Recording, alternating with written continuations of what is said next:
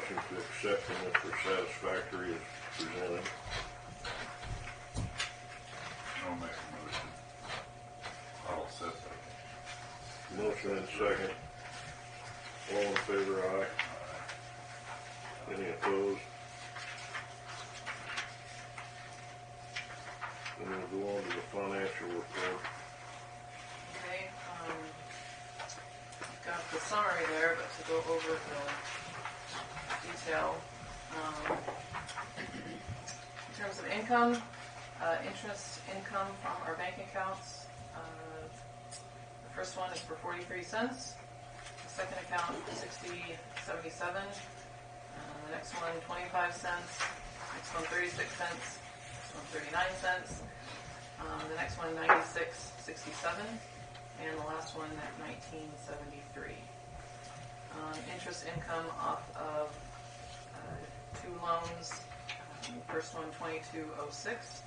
And the second one is 7.20. Interest income off of our RBAG loans. One for 9.45. Another for 75.82. Another for 10.36. Another for 75.53. Another for 58.08. Another for 103.14. And the last one for 82.60. Interest income off of our startup Kansas loans, 95.42, 44.19, and 102.94. In terms of leadership class income, this was some of the tuition payments coming in for this year. We have one deposit of $150 and another for $100. Loan processing fees. We had three for $25 each for a total of $75. And then we have an over-under deposit from one of our loans of $641. So that is our income. For expenses, we had accounting fees. This is for Jeannie Krangle for $200. Interest expenses from our loans, one for $44.19, another for $103.83, and another for $95.42. Operations expenses for telephone, this $83.93. It's not on there, but I'm pretty sure that's our last AT&T bill. And then we actually got a refund of $36.18 from AT&T for the unused portion of our last bill. Payroll expenses, direct deposit fee of $350. Paycheck for me for $47.33.33. Paycheck for Chris Heinze, $234.50. And then another direct deposit fee for $350. I'm assuming one of those either rolls, is either for September, that happened to fall into this month, or the last one should be for November. FICA expenses, for me for $268.66, for Chris, $11.44. Medicare expense for me is $62.83, and for Chris is $267. Leadership program expenses, mileage reimbursement. At the September class, we do the True Colors, and so the K-State Extension person that came in, we agreed to reimburse her for mileage and for the True Color supplies. So for the mileage, it's $63.65, and then the last one there for the True Colors expenses are $152.95. That middle one there is for reimbursement for the lunch of the September,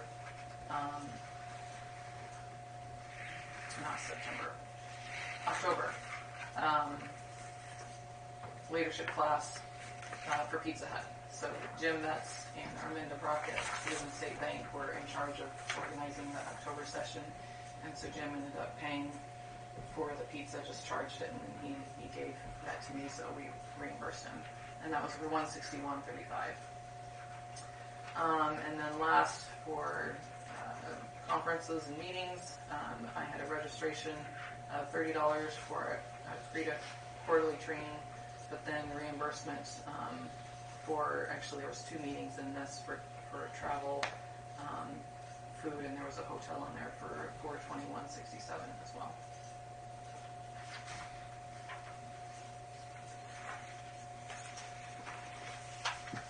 Any questions?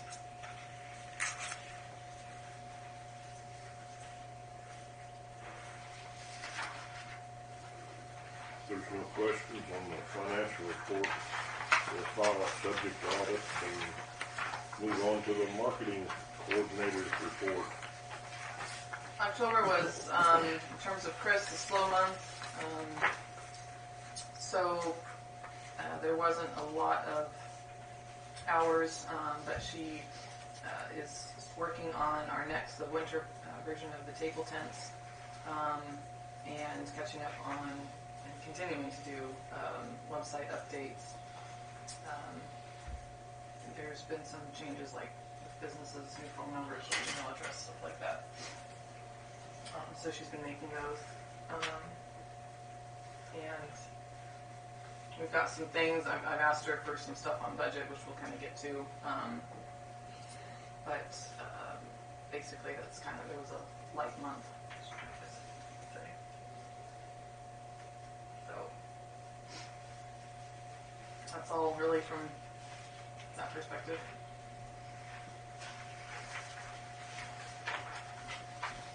Any questions on marketing stuff?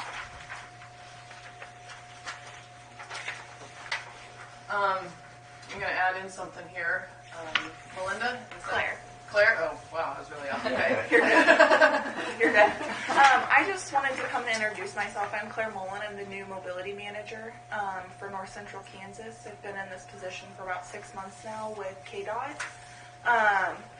And just kind of wanted to let you all know that if you ever have any questions about, your transportation that's kind of going on here with Jerry and things like that, or any additional services that you might be interested in, or just kind of, what I can do to help you all. I know that being in the economic side, you all know that, populations are declining out here in the rural area and things like that. So what can we do to help keep your population the way it is, or even, what can we offer to get people to maybe consider coming out here into our rural areas and things like that. But I didn't want to take too much time. I just wanted to introduce myself and let you know that I'm available for anything that you might need or questions you might have or things like that. So. And what's your last name? Mullen. I can understand where you got the Melinda. Okay. The last all right. name. All right. You're good. Yes. Mullen. Okay. Claire Mullen. Yes. Mobility manager. Yeah. For And I'll just KDOT. go ahead and leave some business cards for you all if you have any questions. I am housed out of Salina, out of OCCK in Salina. So that's where I'm not too far from here. So if you ever have any questions or anything like that, I'm available. So is that all like senior citizen mobility or? It's any anybody? general public, Handicap, anything, anybody? yes, anything, anybody. So I'm not sure if you guys know, but KDOT has been having a lot of task force meetings throughout the state of Kansas recently. Not sure if you've heard about that, but the T-Works plan is coming to an end here in 2020, and so they're having discussions about where they want to go, what plans, what projects they want to do in regards to roads, to transportation, to economic development, where they see the state going. And so I've really been heavily involved in being a part of those, and we gave testimony at the one in Salina and things like that, which is kind of why I wanted to just come out and introduce myself to you all. I've been kind of getting transitioned in the position, so now I'm trying to get out to all of the counties that I'm over and introduce myself to anybody that might be involved with roads, transportation, things like that, so for their communities. So this bus, and maybe I'm not on it. No, you're fine. But this bus that we have up here, The 81 connection. whatever it is. Sure. Are you talking that or the county transportation? There's The one two. that Jerry Filbert, Right. that bus? Jerry. Okay, yes. What is its purpose? To be honest with you, I've reached out to Jerry and tried to get a meeting with him, and he doesn't want to meet. He doesn't want any help. He just wants to continue what he's doing. But basically what my role is to try to help any transit agencies, which Jerry would be one of them, to try to help in any way I can, to help with funding, to allow more people to know about the options that are available, whether it be, through your senior citizen agencies, things like that, because as we know, the population, we have our baby boomers coming. They're getting to the point where they can't drive, so that could potentially mean people leaving Lincoln County to move into the city to where they have access to health care and things like that and more options. So where my role comes in is to help keep people to be able to stay here but still have access to transportation, whatever that transportation might be. So I'm on the chamber, and it's came up numerous times. Sure. You have kids at Sylvan. We have a city pool in Lincoln. We can't use any public means of offering a bus ride from Sylvan to Lincoln for kids over there to come to the pool, because apparently whatever, school buses can't be used, church buses can't be used, that bus can't be used. Is there a way to get that? Let me do some checking. I put my card up there. I would definitely be interested in talking about that, what we can do, because we do in Salina right now, we do a kids summer pass, things like that. So we are working to partner with our school district and things like that to provide access to our public transportation. So that could be a similar option available here in Lincoln County if we could work to get Jerry and that public transportation on board and providing something with the school and coordinating that to where we could use the buses here that are used for your general public transportation. One bus here. I don't know. Like I said, I've heard so many stories about the bus thing. Does it go to Martin and Beverly? I think it goes where whoever's in charge of it feels like going at a given time. So there's no set schedules. Well, I would like to help I don't know if that's true change or that. not. I just need to know who the correct contacts are. Who's over Jerry? Who knows? Nobody. Nobody. Okay. I mean, I don't know. But see, I don't know either. That's kind of why I came to this committee, because I have a very strong connection with other economic development committees in the different counties. And like I said, I've reached out to Jerry and he wouldn't give me any information. So that's why I'm here, to try to get a contact, a connection, to try to help where I can.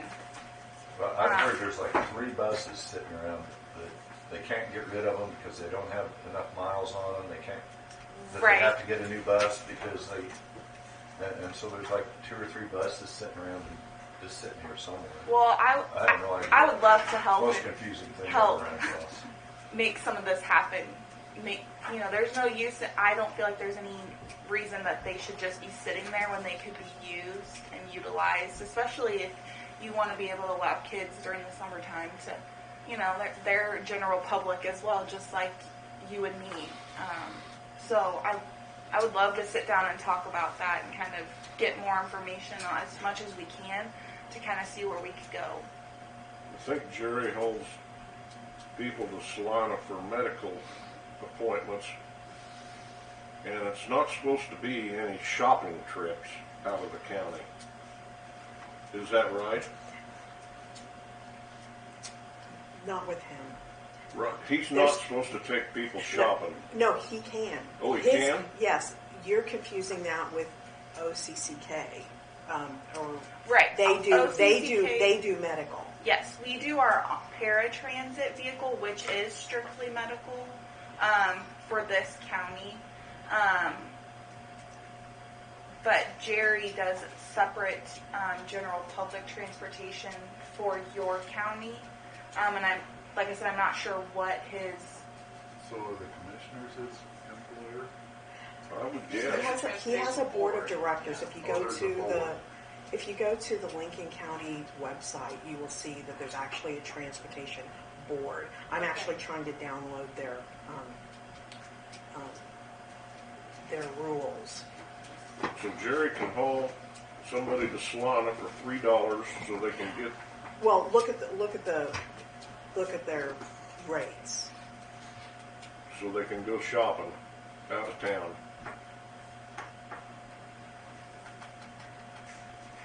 I've heard about the rates. Hey, I just gave Jerome some parts. I wonder if he'd take parts and put it in our Dropbox. Exactly. Why not? You're already paying for it with taxes. There you There you go. go. Next time somebody calls for parts, I'll You just got a say, Dropbox? Yeah, Did? Where's it at? coffee machine. Have you gone to the transportation board at all, or did you know there was one? I didn't know that there was one. When I first started, I sent an email to Jerry asking him if I could come out and just tour his facility because I've gone to all the other agencies throughout Belleville, Republic, Cloud, Mitchell, Jewel. I've gone to kind of all those areas. Being out of Salina, obviously, I see theirs all the time. And Ellsworth and Wilson. And he's the only one that pretty much refused to meet with me.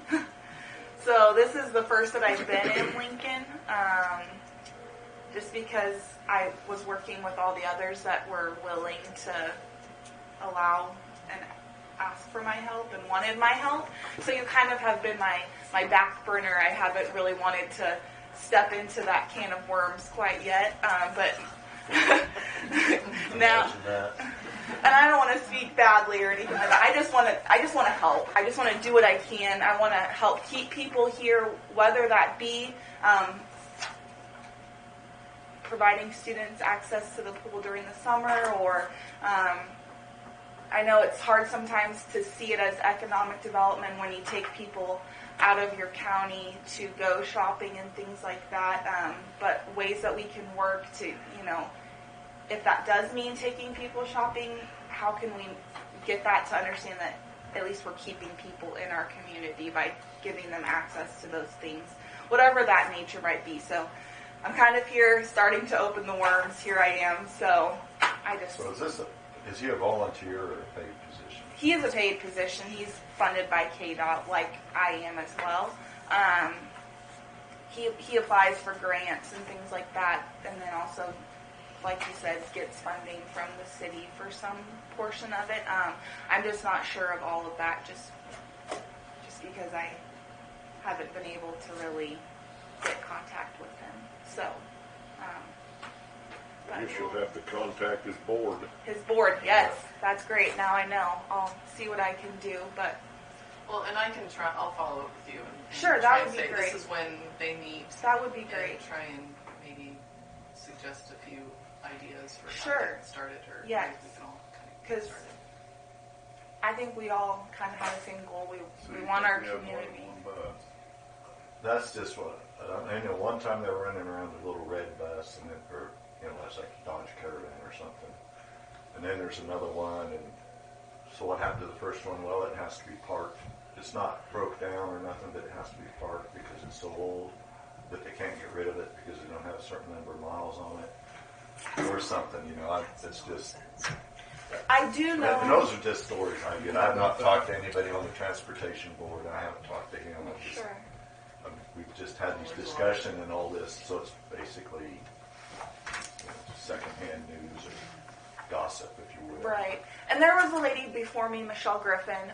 She's the transportation director now for OCCK Transportation. So she had my position previously. She did not have any luck with Jerry as well. So I work closely with her and I kind of know, but Find another job. we've made contact with certain individuals in your community that have asked for more transportation to they want to continue living here. They love their community, but they want more transportation options. And so when we reached out to him, we didn't get anywhere. He's pretty personable. Likes to be left alone. Yeah, That's an excellent idea. yeah.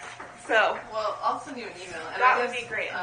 I'd also kind of be curious what you've done in Some. other counties with other Sure. economic development. So just to kind of give me an idea. No, he's Sure. probably, Sure. he could be 70. Right, we're just right now. I'm obviously at the very beginning of since I'm Yeah. fairly new.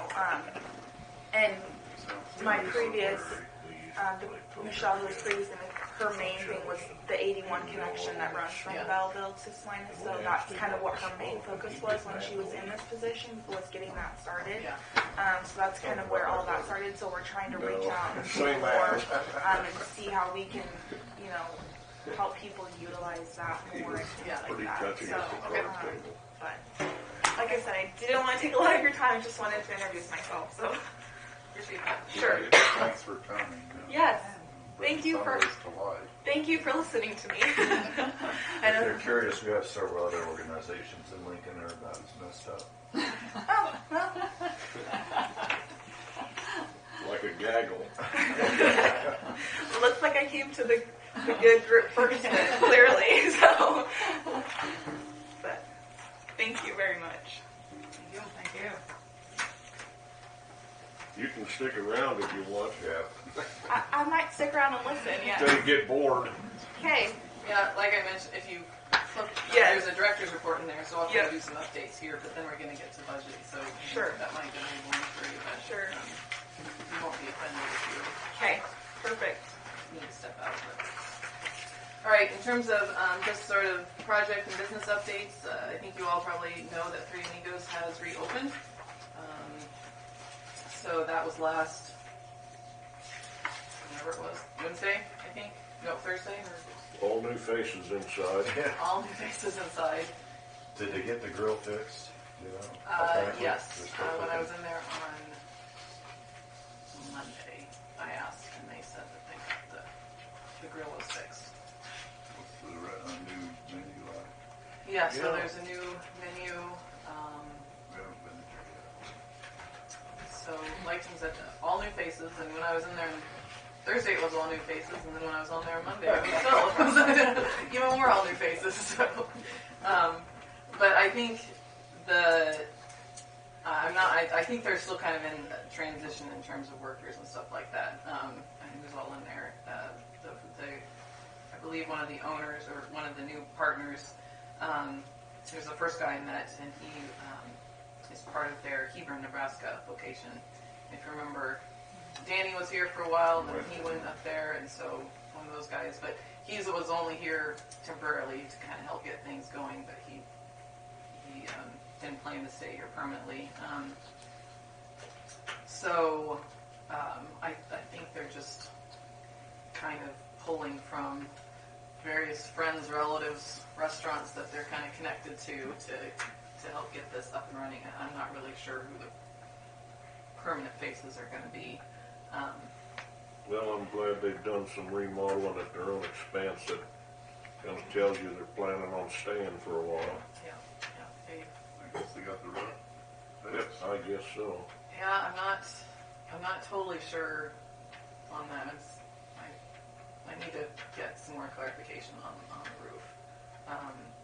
But they've done some new painting. They've painted the ceiling where the paint was peeling pretty bad. I think one day when I was in there, and they were just a couple days before opening, and went in there and talked to them, and they were back there just scrubbing grills and cleaning and stuff like that too. They moved the cash register to the front instead of where it was. Although Well, on they moved Monday it some was stuff. back. Yeah, So back kind of temporarily, yesterday. yeah. So I'm not sure. Yeah. I went to the front to pay, and then I thought, where's the cash register? Yeah. So then I went back to where it was. Yeah. So I think there's, like I said, still in transition, but the people that I've talked to seem very friendly, really great. You understand them a little better. The Yeah. ones I talk to, Yeah. they're Mexicans, but they're easier to understand than some of them. Yeah. So I feel pretty good about things. So,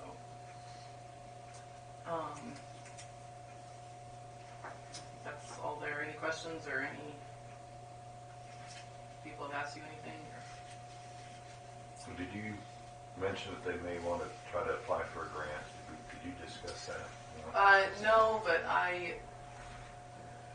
with the business revitalization grant, I did take the application to them because I thought, well, if they're going to be painting the outside, which they did, and or do a new sign or fix the roof, I mean, those are all things that we allow under our business revitalization grant. So I talked to Eric, who was the guy from Hebron that was here and is one of the partners, and talked to him about it. And then I texted Ricardo and I sent him the application and said, here, here's opportunity for you. If you want to take advantage of it, but I've never heard anything back. So I just don't know if they don't Maybe doesn't understand comprehend. or they don't want it, or things are moving so fast because, with that, you want it to approve the application before they do anything, and so it's not can't do Can't do it right. retroactive sort of thing. So I don't know if that was the reason or why. I really haven't got a good explanation or any response back. So, but I thought, especially with the roof, if that's still kind of hanging out there, that's a big problem. That needs to be fixed. So,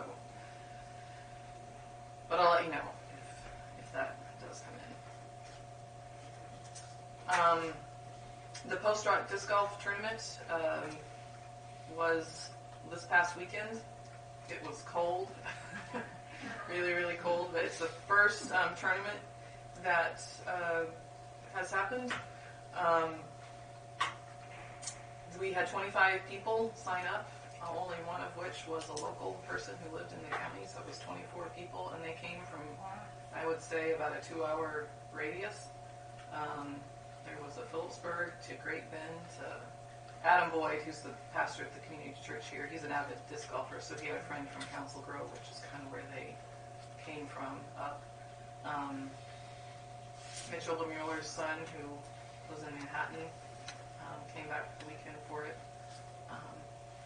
So when we kind of first started talking about doing this, we said we'd be really happy with 20 to 25 people, considering we don't really, none of us have ever planned this before, and just as more of a test, if anything. But considering how cold it was, and we had 25, I was pretty happy with it.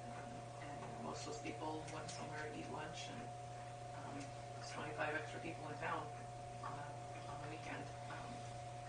So overall, felt good. The permanent course is 9 holes around City Park, but we brought in 9 temporary holes and got permission from the school to put it around the school property. And that was one, to kind of test out the locations. Does that seem to work? 2, to also kind of make the case to the school if we want to do this permanently, to try and let them see if they like the idea of people walking around the school property to use it. And everybody thought, where the holes were really good. So we asked lots of questions about what they thought of the course and things, and it was all really good, positive feedback. I don't know how much the tournament made. There were sponsorships for it. We did pay a guy that who seems to be kind of the state guru of disc golfing. I mean, everybody seemed to know this guy, and he was there. He had set up all his discs that he has for sale. So he sells discs, but he also organizes tournaments.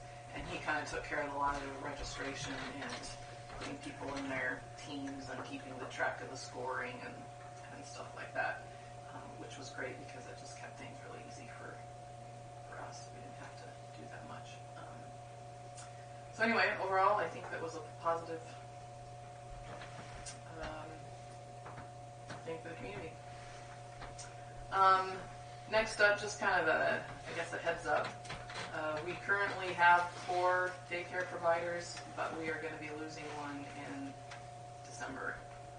So Yolanda Rathbun is going to stop doing daycare. She just started 2 years ago, but if you remember a couple years ago, we had a daycare shortage, and we brought somebody in from KDHE, or the Kansas licensing person, and a gal with the Kansas Child Care Aware who does the training, brought him to town, tried to advertise, hey, if you're interested in opening a daycare, come. We'll have some of our current daycare providers there. Faye started daycare, and Yolanda started daycare at that time. That was 2 or 3 years ago, and since then, Veronica has stopped doing daycare, and now Yolanda stopped, so we're going to be down to 3, all of which are already full. We've got more babies on the way in town, so we're back into a serious crunch situation. So I'm going to try and do something similar. I've been trying to talk to some people or get some ideas out there who might be interested in starting a daycare, who might be a good candidate for doing that. Is her building going to be available then, or has she got some? I don't know. I called and left her a message to kind of see what she's thinking, and she never called me back, so I don't know. That would be a good question. Who is it that's quitting? Yolanda Rothman. Ron. Ron. He's probably about ready to retire, isn't he? He's probably 62 or 63. Works for Rolling Hills. Yeah, I know that's what she did. You want to put an ad on Craigslist? I might, yeah. Might need to. I'm going to make a note. Although,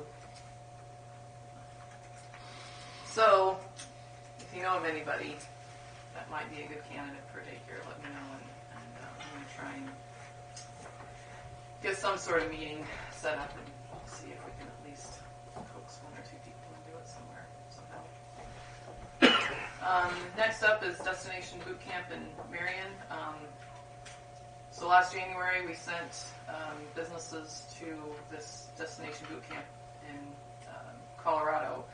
Marion, Kansas has organized to do a very similar training there, and last month we approved reimbursing businesses who want to attend that training. And so there's 2 businesses that will be going.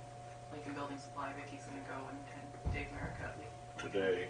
Today, yes, actually it's today and tomorrow.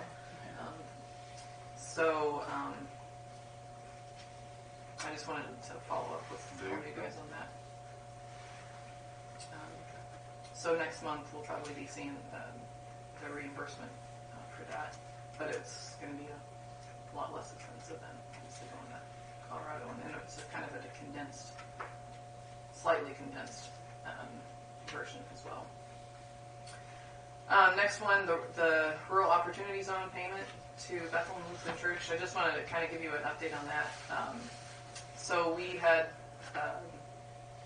however many months ago, decided that we were going to help businesses sponsor their employees through the ROS program. That's the state student loan reimbursement program. And the deal is the business, to sponsor them, it's $1,500, but we agreed, we would put $500 towards that $1,500. We only had one taker, the Bethel Lutheran Church, for their pastor, and so that's now has kind of process continued. They sponsored it, but the state has then billed the church for their portion, and so the church has billed us for our portion, and that's been paid. So then the pastor will, by the end of the year, I believe, get that reimbursement. So I just kind of want to let you know that process has been going on, and I talked to Del Gear just to kind of find out, since this is, I don't see the state's end of things, I don't see the business side of things, if things actually went the way that I thought they were going to go, and explained it to them, and they said everything has pretty much worked out that way. And has been, they felt it was going pretty smoothly. Next up, just kind of the potential relocation. I've had this in the last couple months. There's some talk about moving all around the office, but they finally settled on a decision, and so our office is not moving. It's KC Extension that's going to do some reworking, but there's been a lot of movement around right now. So for the time being, anyway, I'm good. I we're changing something in the extension offices. Yeah, so the, They could put them all in one room because there's only ever one here at a time. Down, boy. so David Joe is moving down to Elisa's office, and Elisa's office is moving into Marcy's office. But they don't necessarily feel that's the best fit, so I'm not sure. They're talking about what they're going to do, but that's the way things are.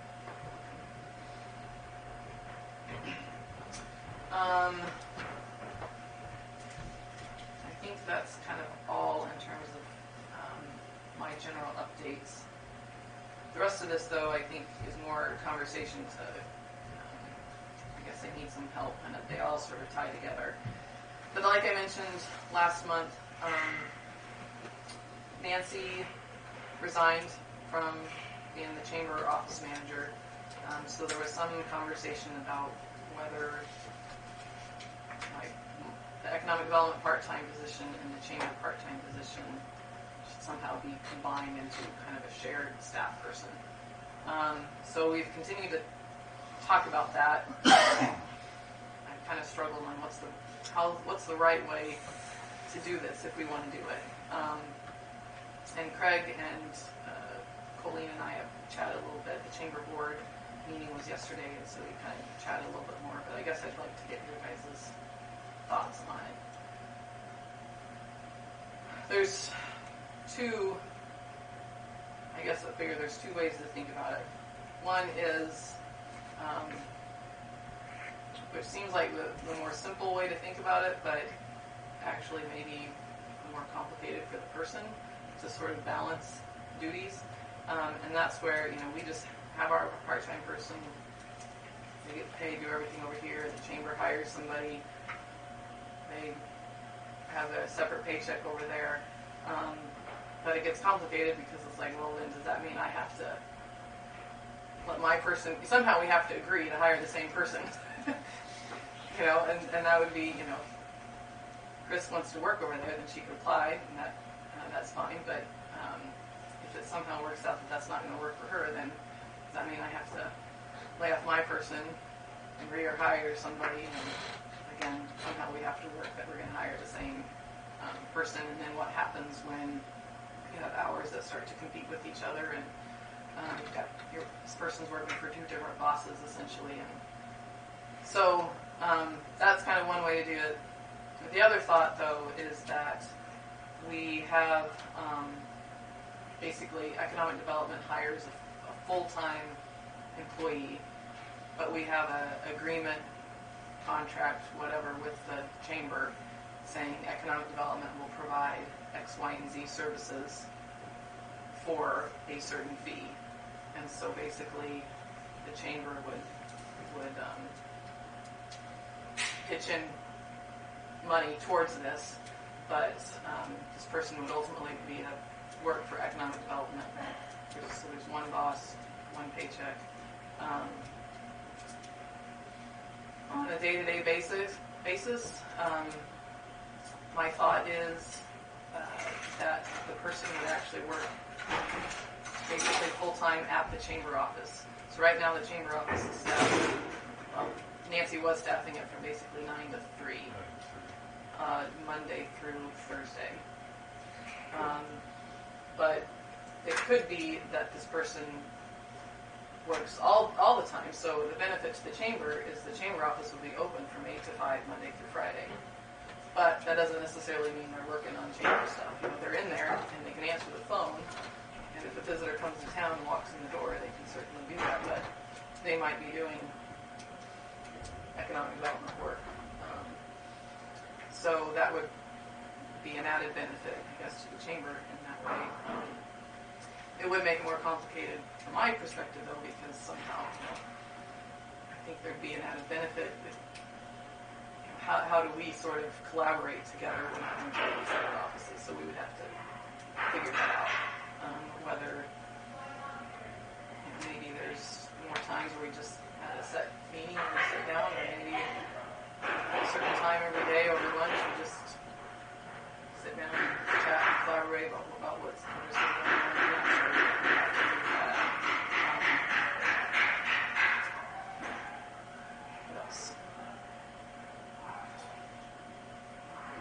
Chris anything about? Well, I've let her know what's going on, and kind of said, we're talking about this.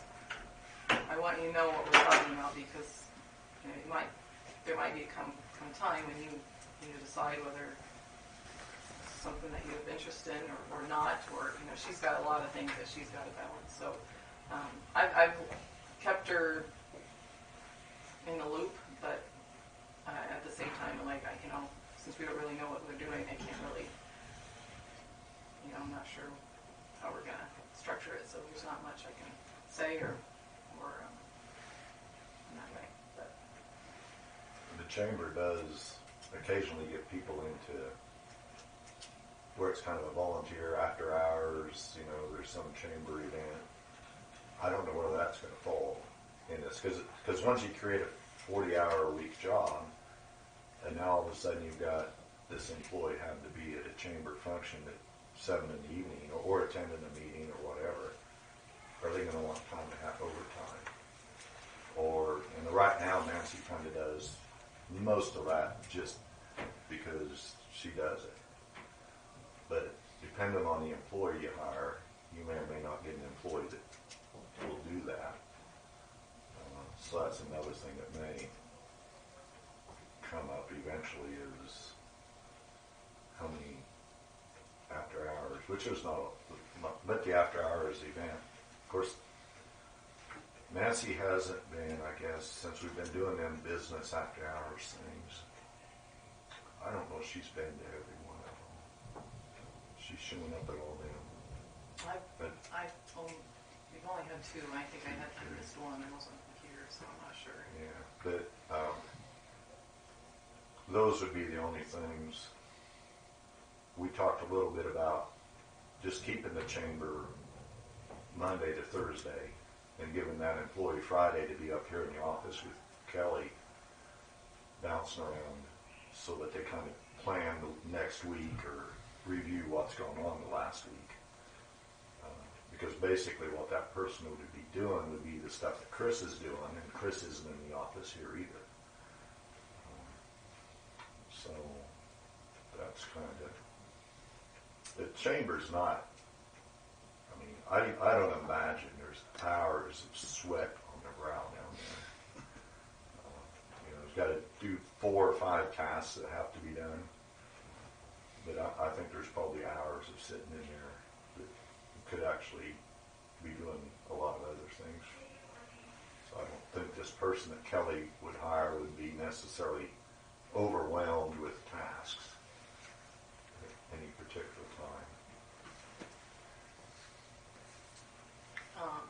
If we have an agreement in place, hello. Then distracted me. I can't remember what my train of thought was. If we have an agreement in place, it'll pretty much lay out what that person's job is, the responsibility of the chamber is going to be. Whether it's the business boo or the chamber bucks or whatever events they have going on, what their role is and what's up luncheon or the after hours. The garage sales. On some days, some weeks it might be kind of busy as it leads up to a garage sale, but in other weeks maybe it's pretty quiet. And the idea is that it would all balance out in terms of how many hours they put towards the change and how many hours they put towards economic development. In order to get it to a full-time job, though, 40 hours, there would be more economic development hours than what right now. What I budgeted for Chris is 15 hours a week. So if the chamber does 20, currently Nancy was about 20 hours a week. So those 20 hours plus our 15, if we're willing to bump that up to 20 hours a week, but chamber I think wants to maybe chop off a few hours, and somehow to get that full-time kind of thing, you've got to balance, get those would be when we talk about budget. If we do this, we would have a bigger budget towards staff. The benefit, from my perspective, for a full-time person, and with Chris being part-time, anybody who's part-time probably has another part-time job somewhere else or other responsibilities. There's a reason why there's maybe they only want a part-time job, and so you sort of are always constantly competing with these other priorities that they have. But if it's a full-time job, you got them. I guess the way I look at it. So it's a little easier to stay up on things. I like to do more. It just seems like there's a lot more things that can be done, but Chris and I haven't ever really been able to work on those things because there's always sort of a competing hours that we just can't get to those things. So that's kind of my thought there. I don't know from a full-time salary type of perception, and I guess this is just me, but I'm full-time, I'm salaried, so it doesn't matter whether I'm at a meeting until 10 o'clock or not, whatever, it's part of the job, and so that's just the way it is. I suppose I could be like, I'm not going to attend all those night meetings or what. I think your job description says, and other tasks as assigned. Well, that will be in whatever you want to be too, but there's a certain expectation, I guess, with comes with that position. With a full-time kind of salary position that, hey, if there's meetings going on and it's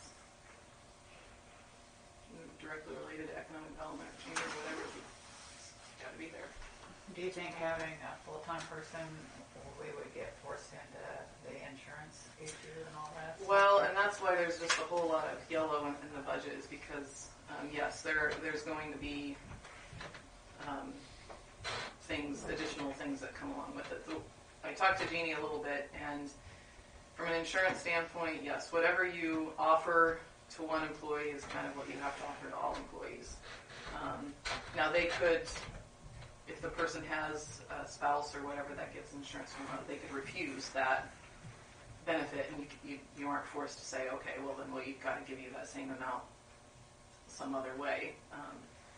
But because you guys offer me an insurance reimbursement, you would have to offer this person insurance reimbursement. So yeah, that would be something to think about. The chamber is sending a survey out to members and public in general to see, are the garage sales effective? Is the after-hours luncheon effective? To see just what the chamber members think. Because there is some thought that the chamber's stuck in the 80s, and maybe there's things the chamber should be doing more digitally than we're doing today. Because the idea of the chamber is actually to network between businesses and in the community, and maybe there's ways that can be being done differently than. Of course, when my wife's on the chamber, they didn't have chamber luncheons. I don't know, Barb, do you remember when that chamber luncheon thing started? No, not 10 years ago, maybe probably 15 years ago. But anyhow, we'll see if we get response, what kind of response. And it's like everything else. The Chamber of Commerce cannot save your business or salvage your business or do a lot for your business. But maybe you gain some gleaning out of the chamber on occasion. But you can't join the chamber and think that your business is going to be successful because you joined the chamber.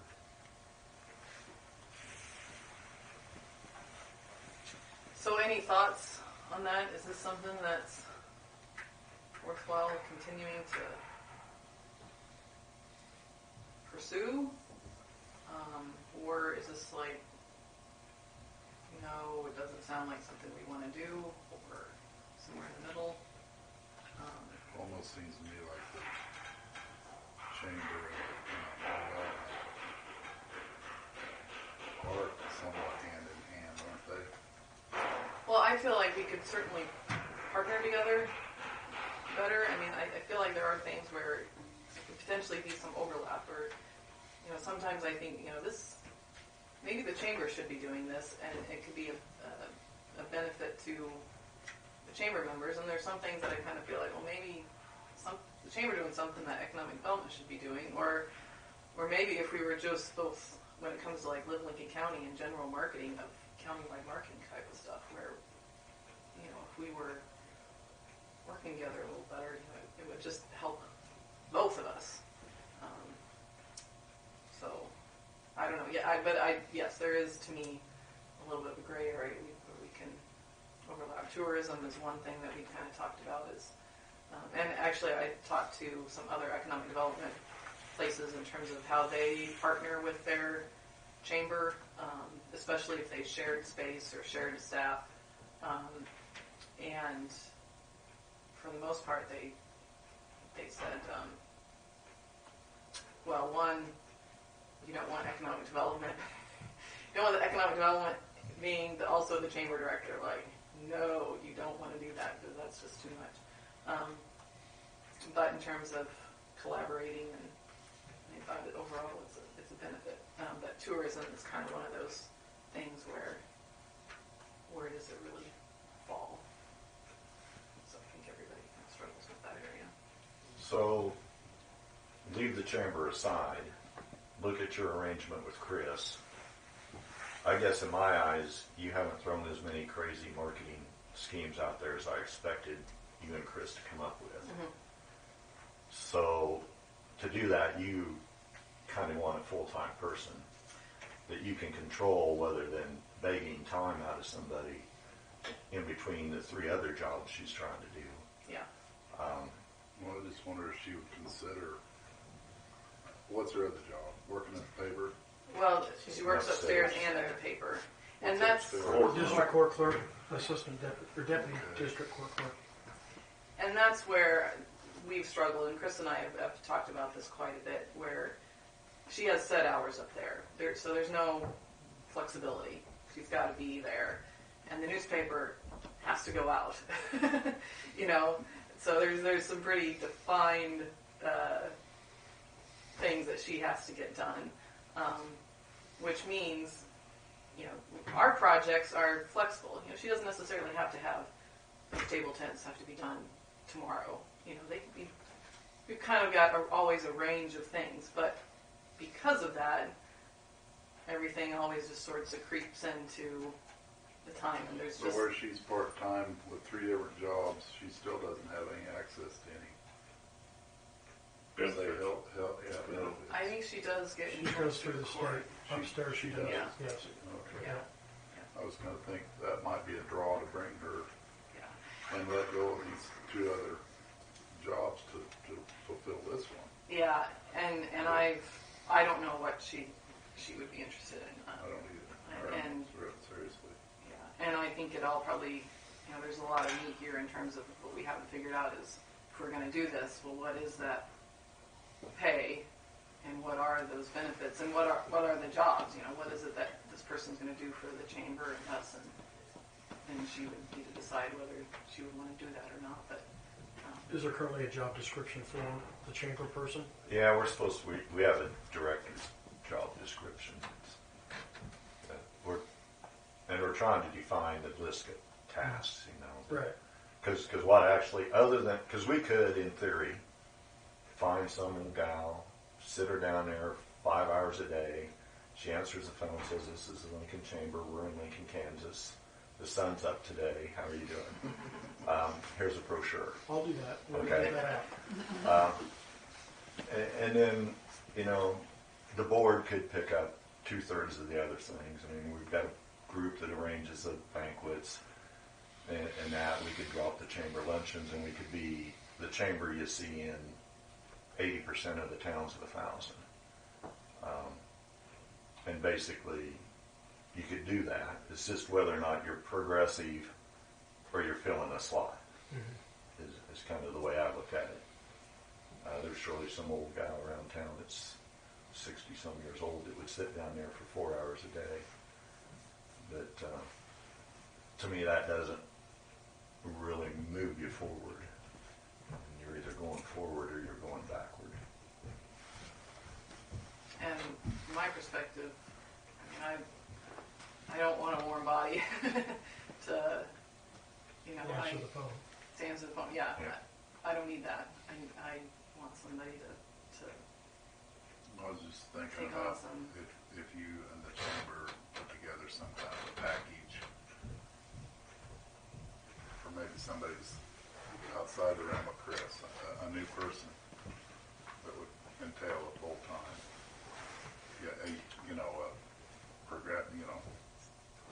a good new fresh person. Yeah, well, I think we would have to look but at their you'd job have description, to look at ours, and have to put together that whole with regards to benefit too, I guess, and what needed to be, or what would be expected of them in both entities, and then maybe go from there. yeah, And then Chris would have the opportunity to leave this one or come into Yeah. this one, yeah, in a fresh, because, if you're wanting to change things around, maybe this position won't be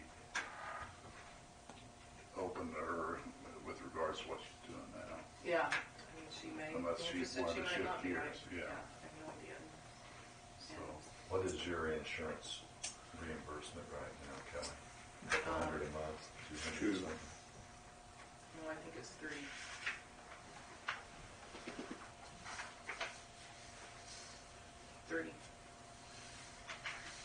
About half an hour. But so however you draw it up, you would want to draw it up so that they got a dollar amount for health insurance, $300. Because if you hire a 60-year-old, like I told you yesterday, if we're paying all your insurance through the reimbursement, you hire a 60-year-old, they walk in the door, it's $1,000 a month. Well, and I talked to Jeannie about that too. I was like, so would we be better off actually going through some sort of employer based insurance? I'm not sure what the right term is. Whereas right now you just kind of, A group plan or something. yeah, some sort of where, Who? You got to have 5 usually to Okay. have a group, is my understanding. yeah, and I think she kind of talked about that.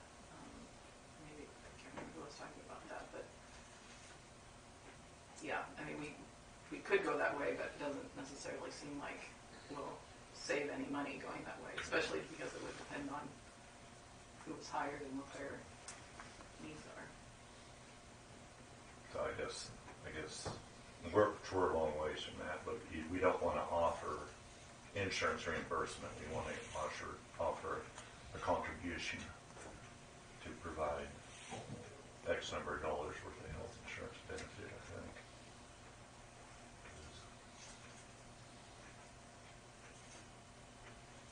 One of my fellow dealers did cartwheels the other day because his longest term employee quit.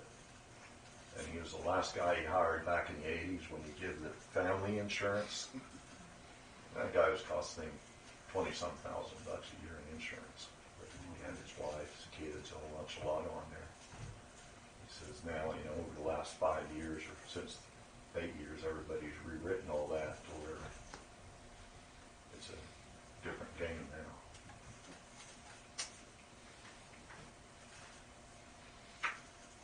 do you want to pursue this a little further? Well, I guess I kind of want your thoughts on this. Is this something that we should? That was my thought.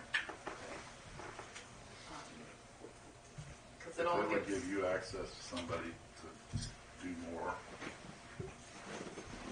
like you want to do, I think it'd be good for us. Yeah, I think both operations need forward-thinking people in them. But this person would work at the chamber office and they'd have to do economic development worked at the chamber office Yeah. half of the time or Yeah, more. whatever, yeah. And I guess my thought on that would be, let's try that for a year. We could move the economic development office out of the courthouse, but, I'd hate, if we move out, I don't know if we'll give it back in. Or if storage will sort of creep into that, or what would happen. So, and also just because of the whole reshuffling here, it just seems like maybe things should just, I don't know, let things settle out for a little while, see if this works or not. If it doesn't work, maybe there would be a time when we need to talk to the county. Can we move the chamber office technically into the courthouse, or do we need to move the economic development office somewhere else? We talked about the chamber office itself, and yes, there's kind of the front office and back conference room, but it's not a big building. It could be kind of tight for two people to be working in there, especially with all the traffic that both of us, our offices, get. So my thought was, maybe for the first year, if we could do this, see how that goes before we make any permanent types of things that can't be easily undone.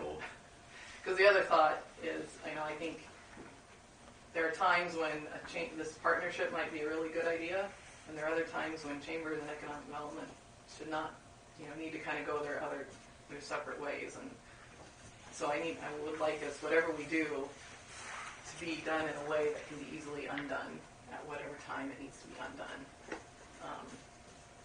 So again, if we don't make any sort of permanent changes, at least for the initial period, to figure out whether this is going to work or not.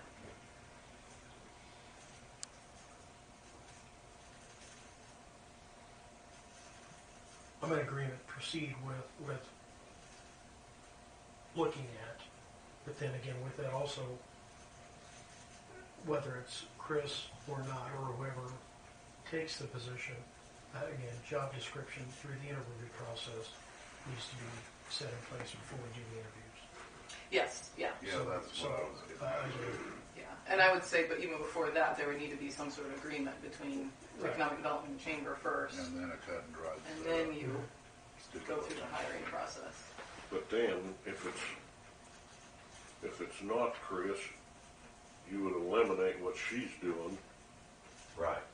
and this new person would do what she's doing. Yeah. That person would have to have the skill sets Chris has or more. Or more. And Chris's temporary position would go away. And then one more thing, would this new person be able to do what Jean Krangle does, or not necessarily? Well, no, I She's guess an I haven't accountant. even thought about that. I see bookkeeping as sort of being a As a little bit. totally separate kind of skill set. I mean, you didn't used to do what Jean, Yeah, didn't you? Well, I didn't have it on QuickBooks. oh, yeah. She had it on her own method. Yeah.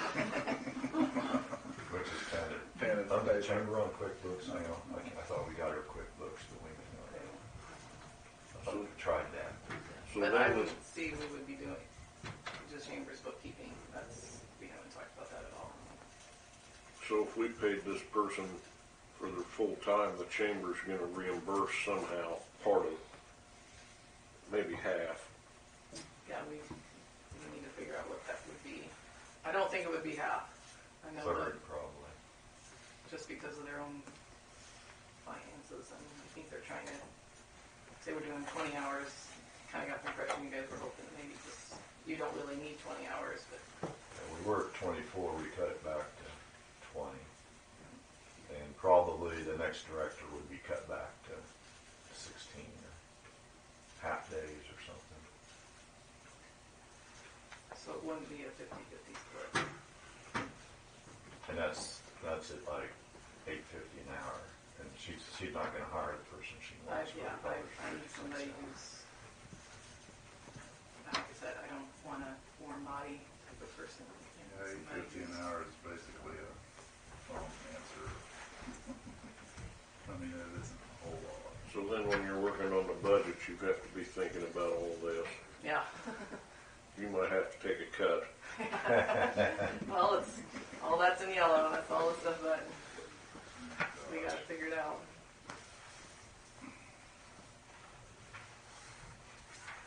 So I guess what I'm hearing is continue to talk and maybe try and hammer out what an agreement might look like It would for you guys. almost make some sense, because I said, I don't know what all the chamber, but it just seems to me like it would be equitable. Barb, you were there back in the Stanley Walker, George Miller days, was that it? Yeah. Things, Well, it might be an eye-opener for a chamber person, because chamber, I was told, you focus on your chamber membership, and you do work for the chamber membership, but if another business comes in your door, if they're not a chamber member, they kind of don't get much attention, is that right? I guess the goal is to give them attention, but convince them they need to They need become to a be member. a member in order to have. I mean, it's not like there's overwhelming benefits to be a chamber Oh, I member. know, I mean, know. You send But out it was- free it email was blasts just a and stuff like that. Distinction that, well, I really can't do this because you're not a chamber member. I mean, it's, But if they, and we're countywide, so anybody that comes in is going to get listened to. And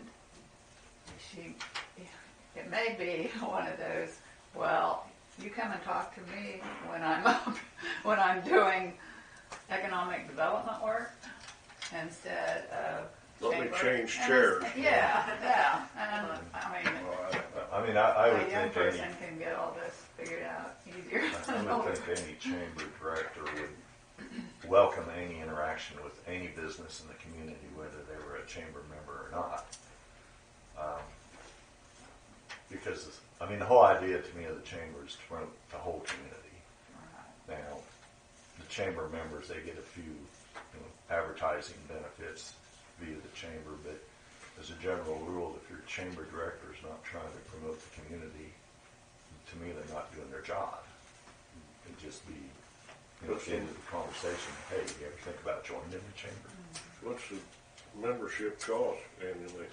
Oh, it bounces around. It's based on employees and then professions, which is maybe not fair, because like poor Grant, he gets hammered like $300. Maybe, I think the banks get 500. But like a regular business, I think is 85 maybe. Then an individual used to be 35. So if you were just a community individual, you could join the chamber for like $35. But yeah, I would hope that whoever filled this position would not necessarily have a single hat on their head. They would just be working for the community in general. That's the way I kind of envision it, Yeah. but that's, pretty sheltered in my knowledge what all goes on. You don't have to look far. You can see lots of little lines, like transportation, Yeah. counseling, senior citizens. Well, that's a whole nother can of worms. Darn Yeah. worms. We'd like to get out of here today, so we Yeah. might start in on the senior citizen fiasco. All right, so I guess we'll keep working towards that. If you come up with any thoughts or ideas or concerns, just please let me know. We can kind of make sure to work that in as we go along here. The next thing, this e-community program, and it's at the moment it's more of a budget conversation, but I guess I would like to get your feedback on a few ideas. With the e-community program, remember there's these e-community funds that are out there. We get, for participation in the program, $15,000 a year is sort of out there that we can tap into, an out there meeting in the e-community program bank account with Network Kansas. But they have allotted $15,000 for us to do these, they're what they call certified programs. So one is a program called Growing Rural Businesses, and another is called, they call it Ice House, and it's related to a book, like Who Built the Ice House or something like that, or Who Owns the Ice House. But there's a cost for those programs, but we can use these e-community funds to do it. And basically, if we don't use this money this year, that's fine. We don't have to use it. If we do use it, though, come June 1st, we get another $15,000. And every year we kind of just, there's $15,000 that we can use for this. So part of me is thinking, we've got money that we can use, and it's that pot's refilled once a year, so why not do some of these programs? Problem is, I don't know what program to do, or what we need. That doesn't get paid, you don't pay that back. No, those are just funds that we are able to use for entrepreneurship. Actually, there's another account too. So these $15,000 that can go towards what they call their certified programs.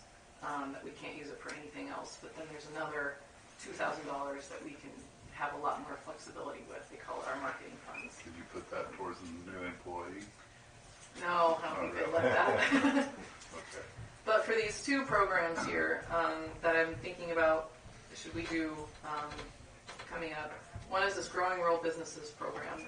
That's through Wichita State University. They call it like a mini MBA program. It's an 8-week course.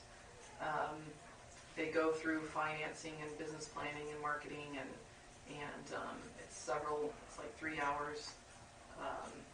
But it's a Wichita State University professors doing the training, and I've heard good things about it. It's kind of for your business owners who either need some extra training, or I was also thinking about, in businesses, if there's somebody, or maybe they're at a point where they could take on more responsibility within the business, or help transition them into eventually an owner or manager, or kind of help move them up, where if they had some more in-depth business training, it would help that process happen. The thing is, though, that's about a $26,000 program between paying Wichita State University. They suggest offering dinner or some sort of sandwiches, something, because it's a 3-hour evening course, and they say it's best to get people at 5:30 and you go to 8:30. And if you offer food, that'll get people there. So between the food, and if we have to rent the Finch Theater or something like that, we're looking at about $26,000. The Network Kansas will pitch in $10,000 out of their own account, not our community funds, towards it. So that leaves about $16,000 that we'd have to come up with. We could tap into our $15,000. We also have funds when we sold the tax credits for those 2 years, and we got a percentage of that put into our that we actually have here. We've got the money. We can use some of that for this program. So basically, long story short, it's a $26,000 program. I think we can do that. We can cover it, and you do charge registrations as well for the people who attend. Now, is that 26,000 regardless if you have 1 or 30? Pretty much, yeah. They do require, though, a minimum of 15 people attend, which is where I get a little nervous. Like, can we get 15 people to attend an 8-week course for a 3-hour time slot? We can market it, pull from Mitchell County's, Ottawa, Ellsworth. They don't have to be only Lincoln County people, but we do ultimately have to have 15 people, or they're not going to do it. We could be 25 people if we wanted, but so that's kind of one thing. I do think it's a good program. I think it's something that we should try and offer at some point. I guess my question is do we try this year or not? The other idea is this ice house training. And it's more of instead of a fairly rigid, like going to a college course type of thing, it's a little more informal. It's an entrepreneurial mindset. It's a lot of conversations, and you're watching videos of these entrepreneurs who got started, or they managed to start a business on $5, and now over a period of time, they've built this $5 million business. But it's kind of what their mindset was in the very beginning, and how they saw that there was a need, and how they kind of filled that need. They tested the market. They took every dollar that they earned and they kind of put it back into the business, which helped them get to this part. And so it's all kind of how you think like an entrepreneur. That cost is about half of the. I think we're looking at probably $7,500 total, and actually we might be able to do it less than that. But they require 7 people, a minimum of seven people to attend. It is a 6-week course.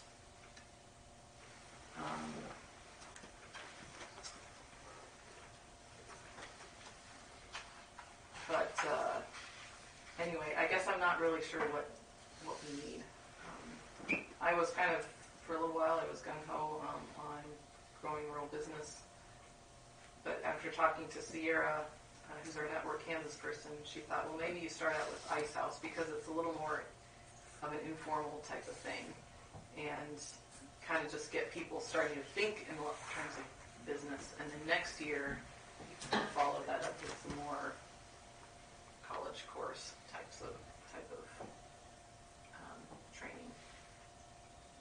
But either way, I feel like we don't have to do any of this, but we've got money that's not taxpayer dollars, that's in another pot that we can pull into to offer this kind of stuff. So I feel like should we be offering some of this stuff? But I don't know.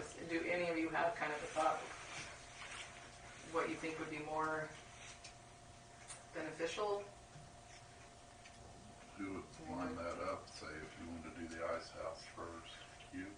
Yeah, I would basically work with Network Kansas to organize it, but we'd have to then market it to try and get people to sign up. And there would be a registration fee that people would sign up. But That's something you would want to do? yeah, I think either one of these would be good. But That almost makes a little more sense doing the simpler one first, and then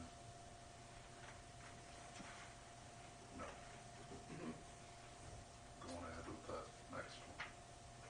I think if we do that, if we could figure out who are people in the community where maybe they kind of have a business idea, or maybe they've always done a little something in their garage, and it's been a dream of theirs to kind of do something, but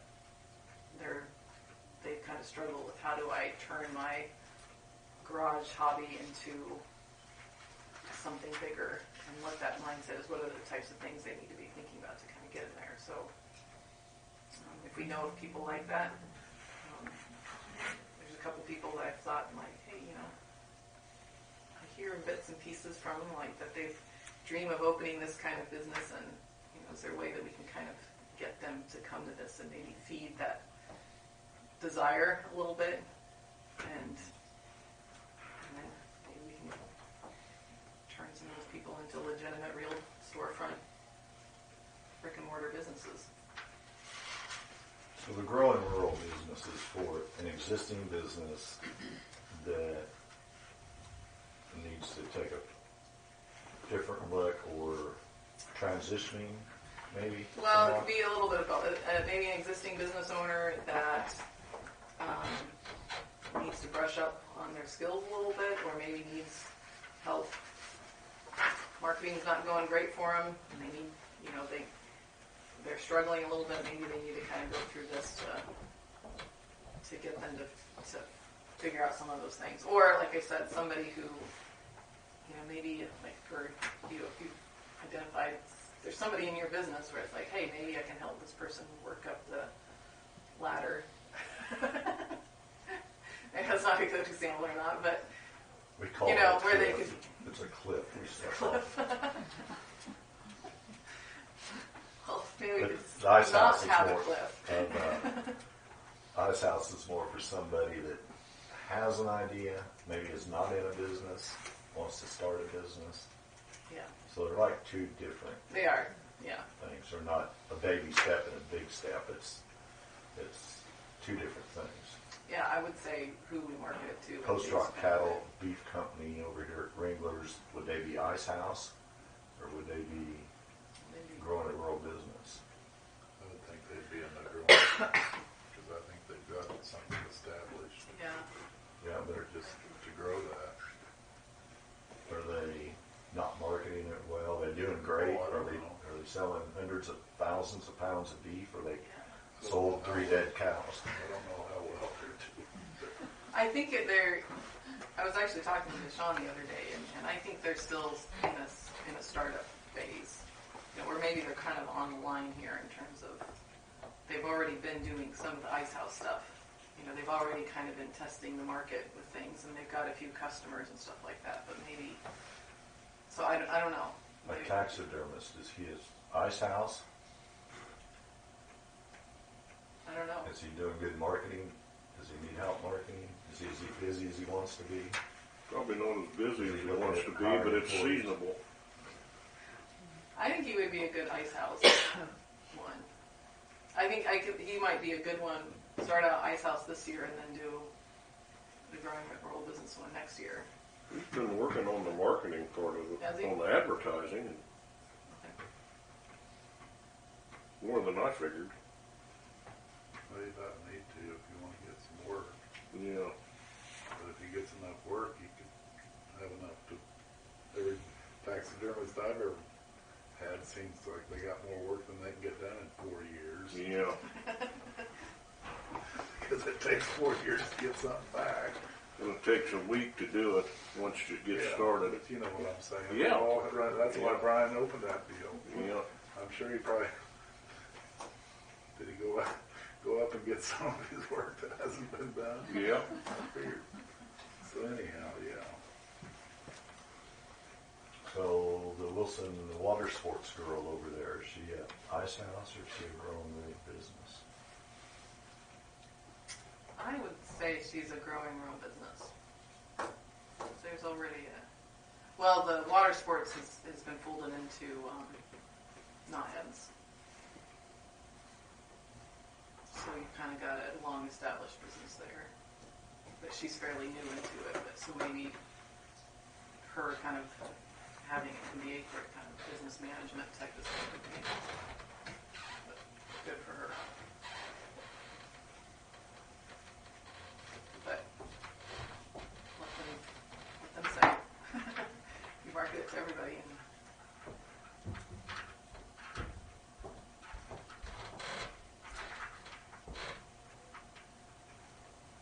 So I don't know.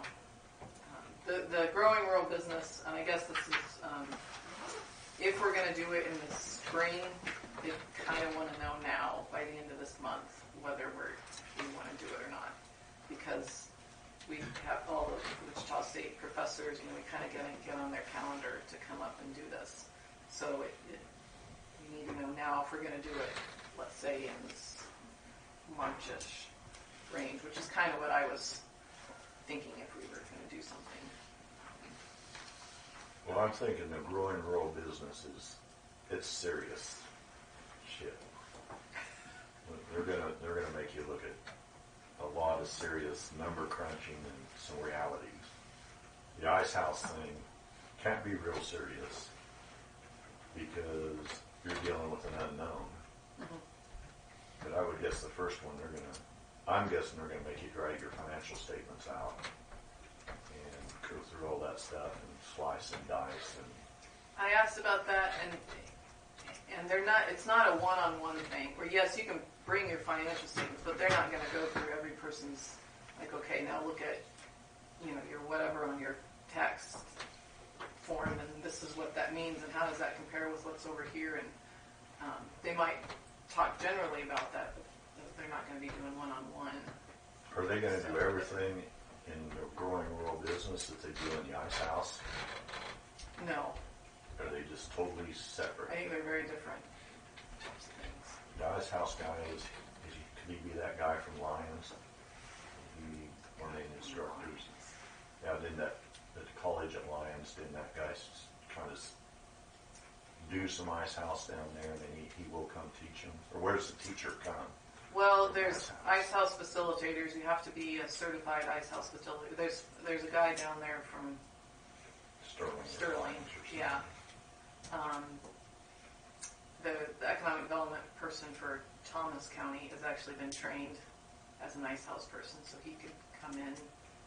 Deb Oldie, who used to work at North Central Regional Planning Commission, is now trained, so she could come and be the facilitator. So there's kind of a pool of certified facilitators that we could bring in to do that. But there's videos that you watch, there's a workbook, I think there are sort of assignments that you bring your business idea, outside of class, you're supposed to be kind of interviewing people about, identify a need, talk to people about, what do you think about this need, what do you think about this idea, and kind of get that constant feedback so you can kind of constantly revise and take your idea and your business concept and how you find that specific niche or whatever it is. And how many people floating around Lincoln have ideas? I would think of 2 or 3 anyhow. Do you think you could get him to come to that? Mr. Recruiter? No, I don't. Mrs. Recruiter. There probably is more. I don't know everybody. But Well, I guess I would vote for the ice house. well, I think it'd be a start, especially if you want to pursue it. Would a daycare qualify as an ice house? maybe somebody who wants to start one. I don't think I've kind of gone through a mini ice house. One of the trainings that I went through, they kind of, so that economic development people kind of know what it is. And it's just kind of it's the thought process. How do you get your mind set to be entrepreneurial, in terms of having an idea. Salina does something like that. They do what's called Startup Salina. They just started it with their economic development group as well. Mitch Robinson, who is the executive director, would be somebody that I think you all could talk with to kind of hear how it's going. They meet and people come and talk about different business ideas that they have, or if they have an existing business, how they can grow that business in the community. I'm not sure if they're doing the ice house exactly, but it's quite similar to what you all are discussing. Might be somebody you could reach out. I have his contact information. We work closely with him with our economic development through OCCK as well. So. Okay. I think I've heard a little bit about that, and I know Mitch. Mm-hmm.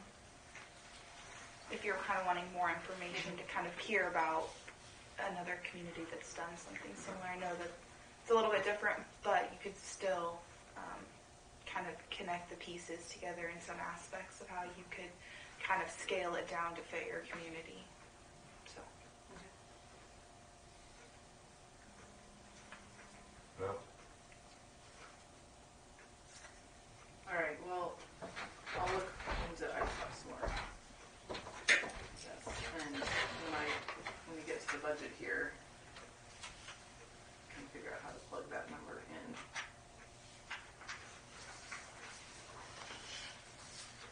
So I guess the budget. First of all, what I put included in there. It doesn't balance, it's nowhere close, so.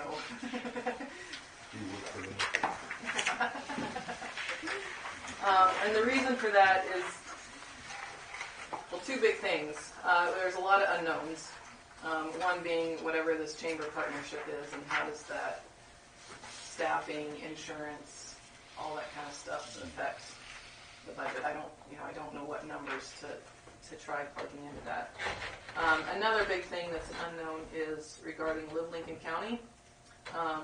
So for the last few years, we've had an agreement with the newspaper for Live Lincoln County and the magazine. Well, the newspaper, John sold the newspaper in the spring, and it doesn't look like they are interested in doing the magazine. The newspaper, the new owner, is interested in doing the magazine. So that's kind of, I think that relationship, I'm not really sure how that's going to go, but in terms of the magazine, the newspaper's not going to do it. I talked to John to see, well, he still has his own publishing company. Would he want it to go back and basically kind of, instead of working with them, we just work with him now. And he's kind of thinking whether he wants to do that or not. And I don't really have a good, clear indication. We kind of said at the end of the month, he's in the middle of rolling out one of his magazines here, and so it was like, I'm too busy here, but maybe by the end of the month, he'll have an idea. But best case scenario, for how it's worked with the magazine before, was great because we got a magazine and we got a certain percentage of the ad sales, so we had revenue, not quite $4,000, that we were able to kind of use for the table tents and stuff like that is where I kind of thought. But it might go a total flip there, where if we have to do the magazine and either the newspaper's not involved or John's not involved, and we got to do a magazine, well now, who's going to write all the content and do all the proofreading and put all the pictures together and do all that work, and do all the printing, where it might go the complete opposite, where now we're talking about $5,000 to $10,000 cost potentially, depending on how much we outsource, pay somebody to do it for us, or if this new person has the skills to do it, they can maybe do it, but that means for 3 months they're not doing anything else. They're just doing nothing with this magazine. So that's just a big up in the air right now. I don't know if we're going to get any revenue, but if we do a magazine, it could potentially have a cost there. So that's an unknown that I don't know how to plug into this. Another is what we just talked about for the e-community program in terms of how we want to, what we want to do there. But if we go with Ice House, then I'm going to, for this time being, say, what's $7,700.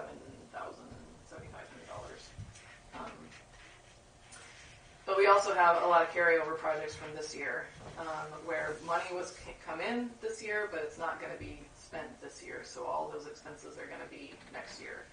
One of is the Downtown Design Assistance projects. We offered 5 businesses grants of $5,000. None of them are going to be done this year.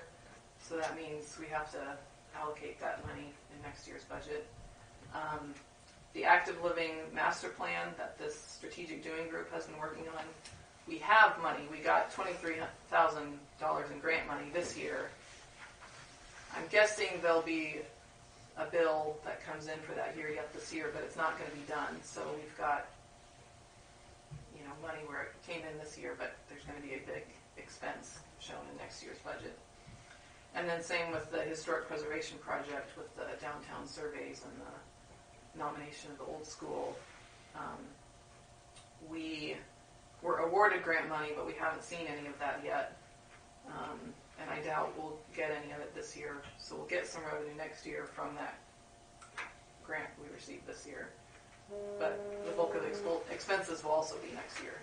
So anyway, that's just kind of why I feel like I don't have a very good handle on our budget right now for what it's really going to look like next year. So to kind of just go through some of the stuff, the yellow boxes are where there's, I just feel like we either need to talk about it or there's just an unknown. The blue is where it's pretty much set. There's not a lot of, I mean, we can play with it a little bit, but for the most part, it's kind of just a continuation of what we've done in the past. So from revenues, property tax collections will be $117,289. And I'm not, I guess for grants, like I said, the Historic Preservation Fund grant that we know we're getting it. It's not going to end up coming in this year's fiscal year, but it will come in next year's fiscal year, and that's going to be a little short of $17,000. But in terms of the other yellow boxes there, like I said, I don't really know about our Live Lincoln County partnership. This past year, it was a little less than $4,000 in revenue that came in, but I don't know if we'll have that or not. Sponsorships and registrations, I don't know if we'll have anything on that. One year, we had career day kind of stuff. Actually, are we going to do a career day? Oh, I didn't even think about that.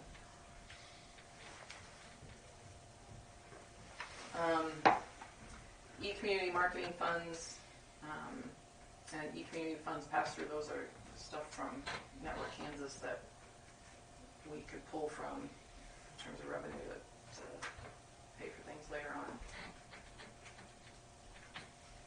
So that's just the revenue side of things. On the expenses,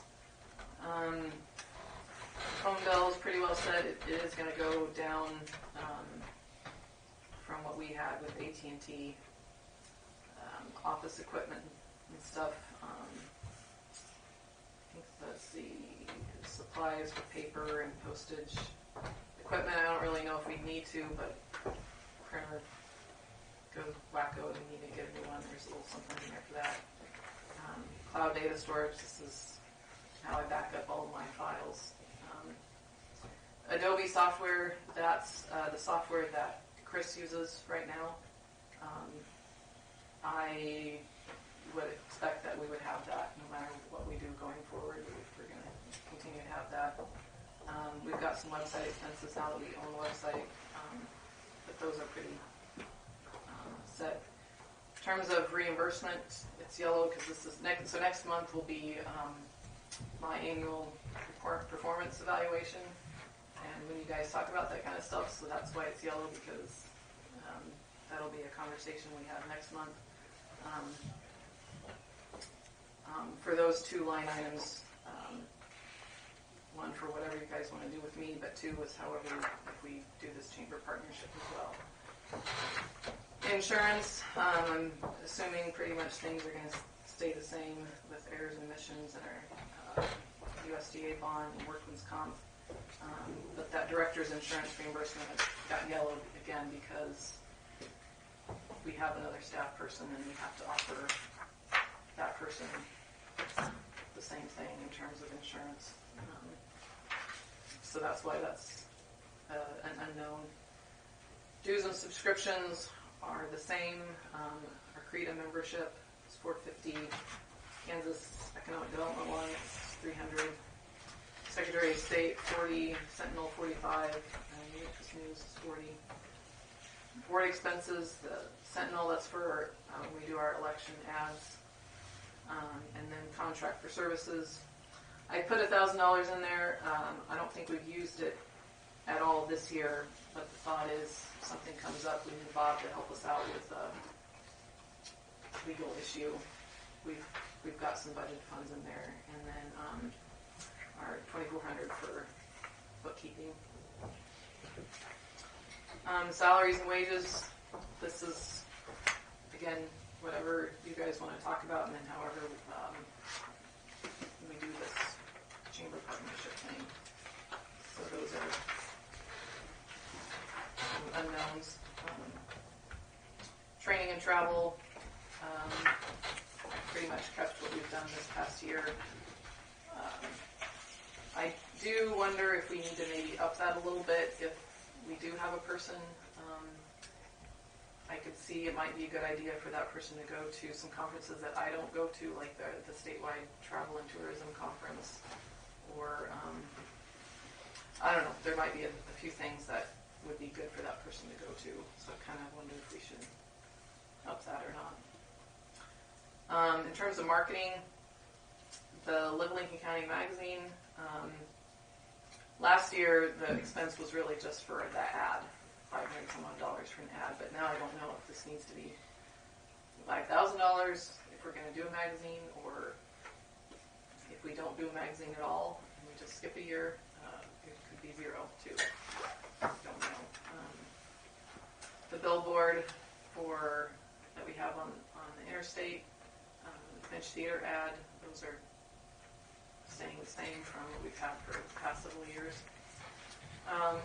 Putting an insert in the alumni newsletter, table tents, those are a little less than $100 a month to get all those printed.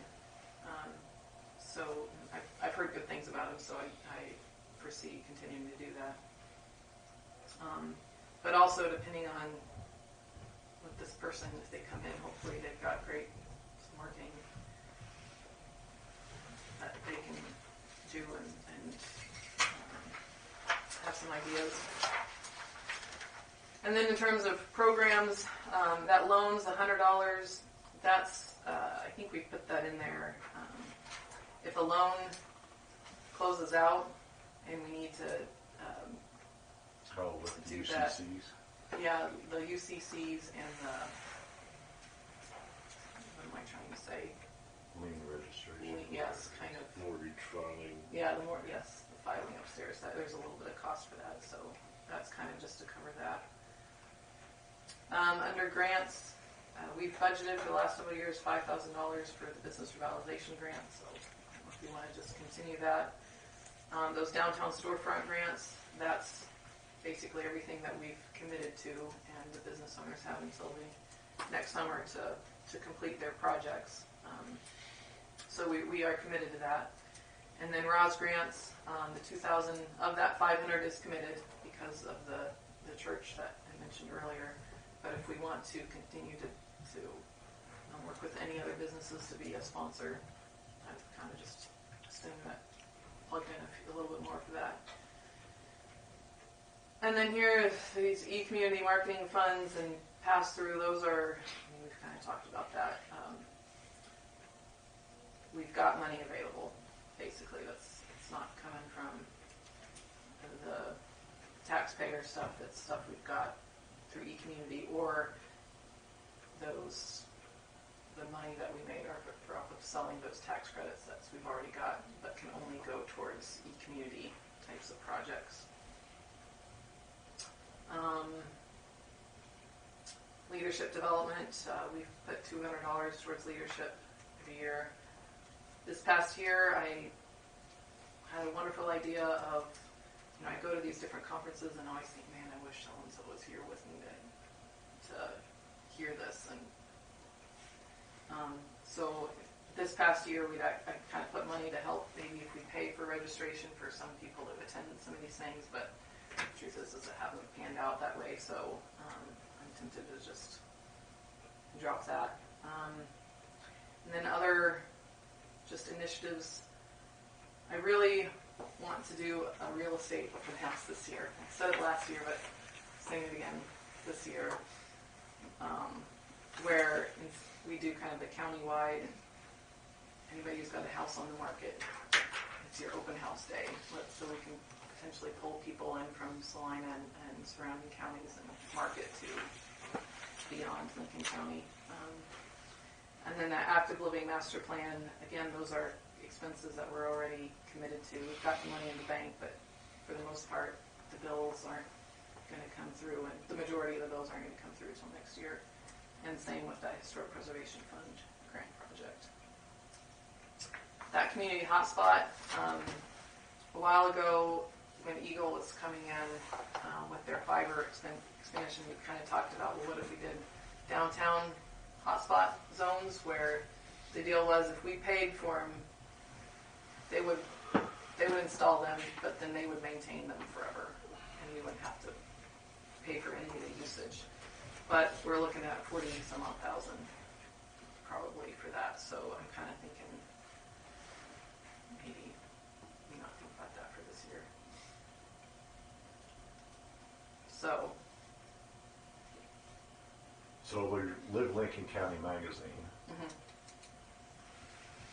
You got 20% of the ad revenue? 18. 18.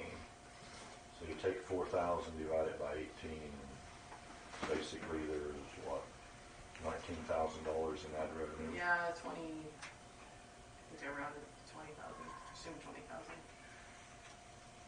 If that thing goes kaput, do you need to be looking for somebody that can put a magazine together for you? Is that, Well, is the general consensus that that's a good deal? The magazine is it?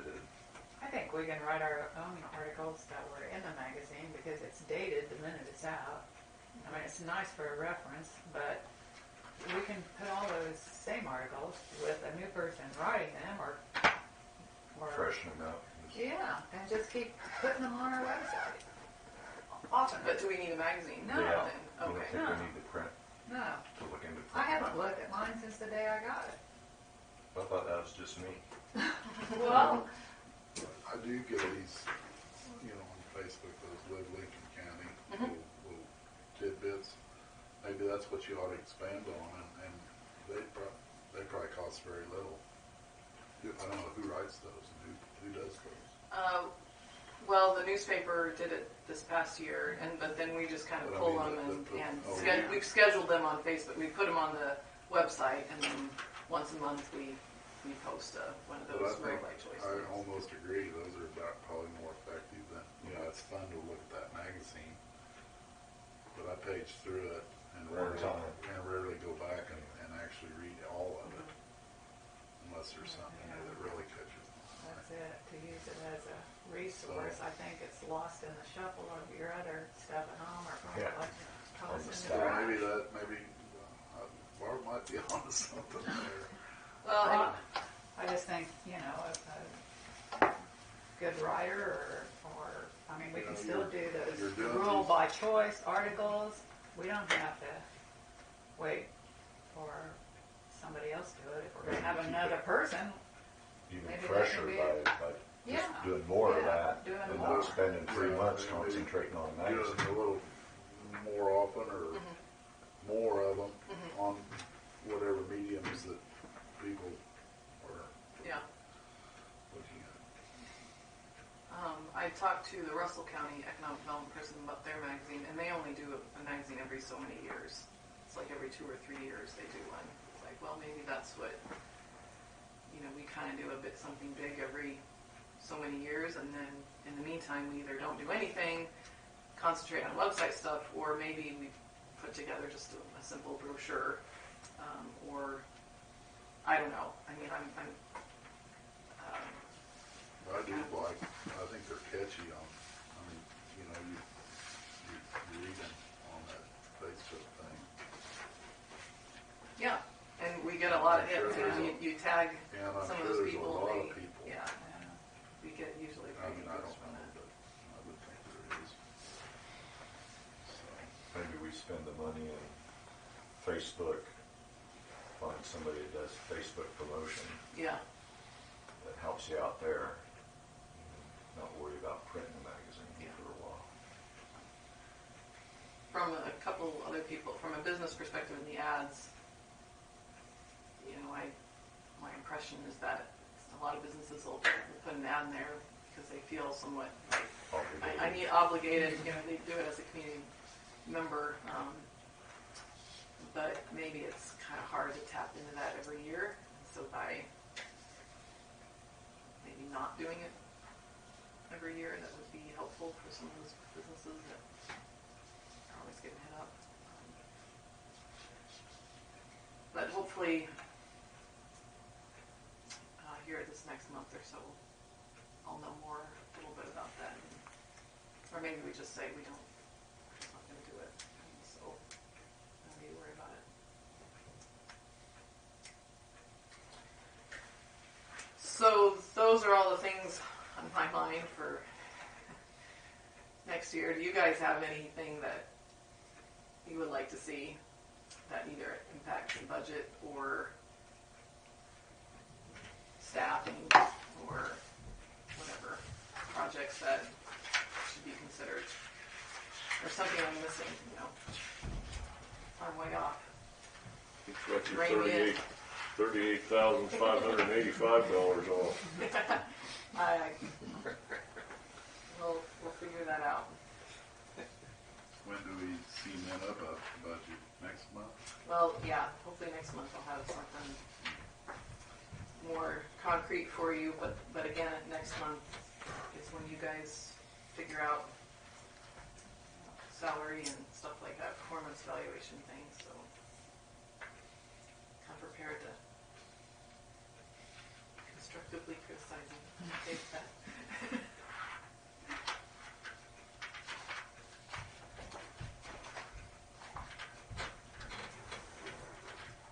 You gotta really mess up before I can tell. Is that a good thing?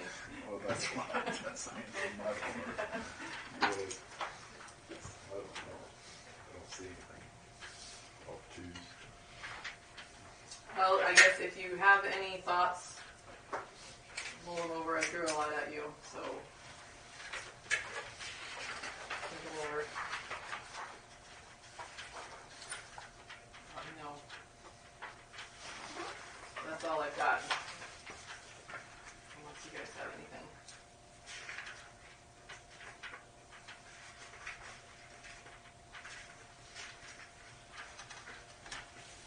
Is little Dave left? Yeah, I hate that. Women, Well, eventually the downfall of all. I did not think that I didn't have any political event and we'll go back. You say you might be back. Good. So that's what it was. Well, just kind of, his kids are all in Texas. Yeah. Drive a truck down there. I guess before we adjourn, there was one thing I was gonna, with regards to this ads and whatnot. Okay. I get a magazine called Territorial. It's printed down there in Dodge City, Okay. and they cover a lot of stuff in western Kansas. They'll once a year they have like full page and half page ads and articles on certain different towns. Oh, okay. And this magazine's a glossy, just like our Live Lincoln County thing. And I was wondering about if we don't do the magazine, maybe putting in a half or full page ad and article on events and because this last one I got, and it's just once a year, I think, you know, every month they do something a little different, but they really, I can think of Lyons and Ellsworth and several, and Salina, they had, you know, and a real interesting article on events throughout the year that happen in these communities or in these counties. And it's really cool because they got a lot of pictures Okay. and I can bring that in sometime here. It's laying right here by my chair Yeah. and let you look at it. Okay. But it reaches people, you know, linger across the state. And I know it goes to a lot of businesses. That's where I found it. Okay. Was at a business. And Okay. so anyhow, that's a thought. Okay. Yeah, if you bring it to me, I will. Certainly. I will. Look at it. In lieu of doing this magazine, maybe buying an article type thing with pictures and you know for that Yeah. and try. Oh, that would be something to consider. Yeah. Well, what they're trying to do is get you to go take a day trip to say this place or that place, or if you're doing a little small mini vacation or whatnot, check these places out. Okay. Another one, Greensburg, you know, they got wiped off the face of the map. Well, basically it's a whole new town. Yeah. And you know, there was an article on them. I was kind of impressed. So take a look at it. Yeah. Find out what it costs. Yeah. And these ladies that run this magazine or put it together, they actually take day trips and go check all these places out and take a lot of their own pictures, and it's kind of neat. And then they always, in their editorial or whatever, their first part of the magazine will tell you about all this. Yeah. It's in the back of it, or in the middle. So anyhow, it's interesting. So they're trying to promote the region more so than, just there. Yeah. So, Okay. Yeah, bring it by or all right, I will. give it to Sherry and Yeah. have her bring it I by. will. Do you think the commissioner wanted something? Well, I don't know. She called me yesterday, and so now I'm thinking that did she want to meet with us? Do you know, or? I'm not certain. Okay. I do know that the Sylvan Senior Center had an application that they wanted. Maybe she's dropping that off. I don't know. Okay, maybe. She called me yesterday and said that the Sylvan Senior Center, I think I mentioned at the last meeting, that they would like to buy another building in Sylvan. Well, the rain's falling down or something. Yeah, that's what they're worried about. And if economic development would entertain a loan application, since they are a nonprofit. And so yesterday she called and she got the application. I originally said, well, talk to the bank first. Why do you want you to do that? But I guess she talked to Bennington State Bank and they were kind of like, no, didn't seem like they were interested because being a nonprofit, you can't, the proof of guaranteed income or something like that, they're not going to have that, so the bank wouldn't necessarily be interested in it. So, looks like we're going to be getting an application from them. So I don't know. That's what I heard. Okay, but I didn't know. Since it was yesterday, I figured there's no way that they would have an application today, but maybe they got something. So anyway, that will be coming. Is she roaming around, or should he come and go? Or? I don't know. I could hear a small person out there. So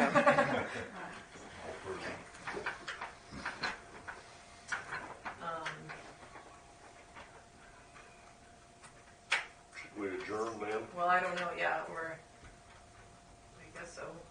I don't have anything else unless anybody else does. Or I could go run through the hall. I need to leave at Okay. 11:30. Oh, Yeah, okay. yeah. It's 11:30. So I can wait till next time. Guess we'll adjourn then.